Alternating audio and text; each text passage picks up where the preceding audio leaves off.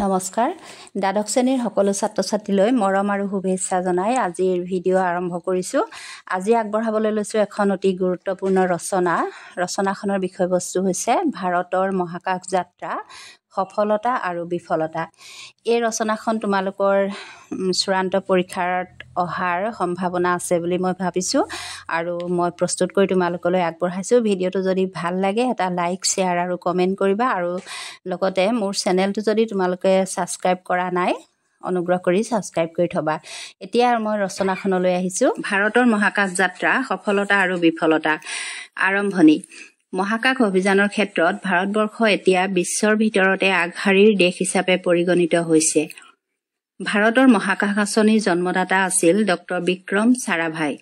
তেখেতৰ নেতৃত্বতে 1962 চনত Indian National Committee For Space Research গঠন কৰা হৈছিল আৰু সেই সংস্থাৰ দ্বাৰা 1963 চনত কেৰেলাৰ থুম্বাৰ পৰা ৰকেট প্ৰেৰণ কৰি ভাৰতৰ মহাকাশ যাত্ৰাৰ ক্ষেত্ৰত শুভাৰম্ভণি কৰা হয়।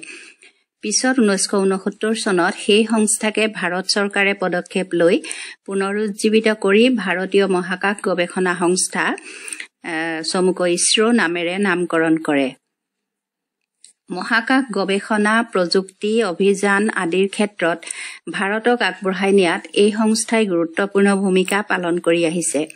ভালেসংখ্যক খ্যাতনামা বিজ্ঞানীৰ তত্বাৱধানত এই সংস্থাই বৰ্তমানলৈকে 105ৰো অধিক প্ৰক্ষেপণৰ কাম সমাধা কৰিছে।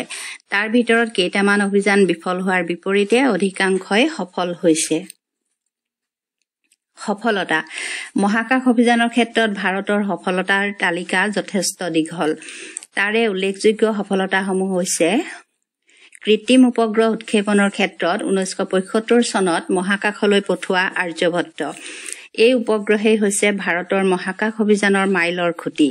তাৰ পিছৰে পৰা যোগাযোগ, পৃথিৱীৰ উপৰিভাগৰ পৰ্যবেক্ষণ, নৌ পৰিবহণ, বৈজ্ঞানিক গৱেষণা আদিৰ বাবে অবিৰতভাৱে এই সংস্থাই প্ৰচেষ্টা চলাই আছে। তাৰ ভিতৰত ইনছেট, GSAT আৰু কাৰ্ট'ছেট ছিৰিজ উল্লেখযোগ্য। The Indian regional navigation satellite system IRNSS চমুকৈ NAV-IC এই ক্ষেত্ৰত উল্লেখযোগ্য সফলতা। পলাৰ ছেটেলাইট লঞ্চ ভেহিকুল PSLVৰ নিৰ্মাণ আৰু উন্নীতকৰণ ইছৰোৰ বাবে মহাকাশ অভিযানৰ ক্ষেত্ৰত আন এক সফলতা। PSLV ৰকেটৰ দ্বাৰা ভাৰতে ভালেসংখ্যক উপগ্ৰহ প্ৰেৰণ কৰিবলৈ সক্ষম হৈছে। Jio' চিনক্ৰনাছ satellite launch vehicle GSLV আৰু GSLV Mark III উন্নীতকৰণে মানৱ পৰিবাহী যান আৰু গধুৰ উপগ্ৰহ পৰিবাহী যান নিৰ্মাণৰ ক্ষেত্ৰত ভাৰতৰ যোগ্যতা আৰু সক্ষমতা প্ৰমাণিত কৰিলে। তাৰোপৰি SSLVৰ নিৰ্মাণে পাতল আৰু ক্ষুদ্ৰ উপগ্ৰহ প্ৰেৰণত ভাৰতক এক নতুন মাত্ৰা প্ৰদান কৰে। আন্তঃগ্ৰহৰ অভিযানৰ ক্ষেত্ৰত মাৰ্চ অৰ্বিটাৰ মিছন মংগলযান ভাৰতৰ এক চমৎকাৰী সাফল্য।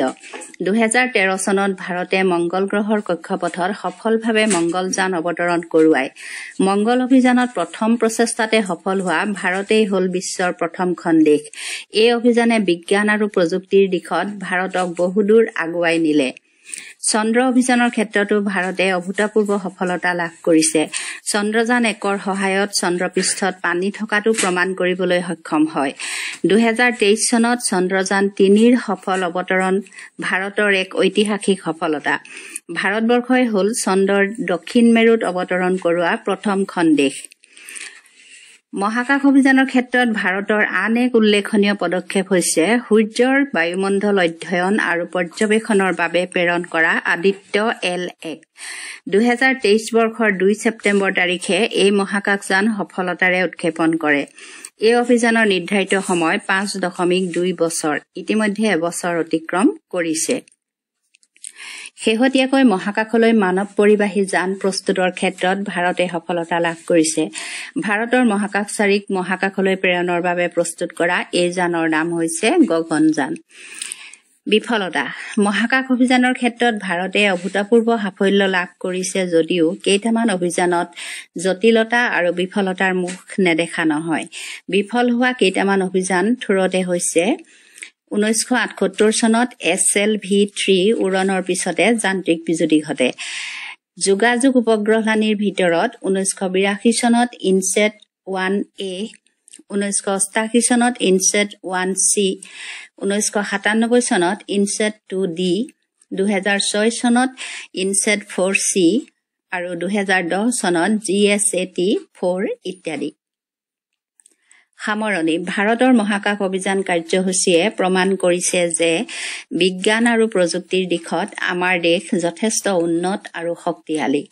সীমিত বাজেট, উন্নত দেশবোৰৰ লগত থকা প্ৰতিযোগিতা, কাৰিকৰী সীমাবদ্ধতা আদি প্ৰত্যাহ্বান থকা স্বত্বেও ভাৰতীয় বিজ্ঞানীসকল থমকি ৰোৱা নাই।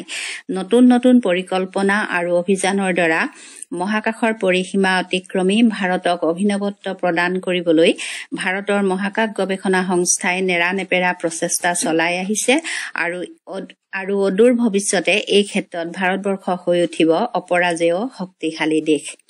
ছাত্ৰ ছাত্ৰীসকল, আজিৰ ৰচনাখন ইমানেই।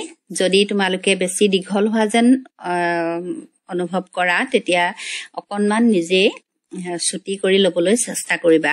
আজিৰ ভিডিঅ' মই ইমানতে সামৰিছোঁ। ধন্যবাদ।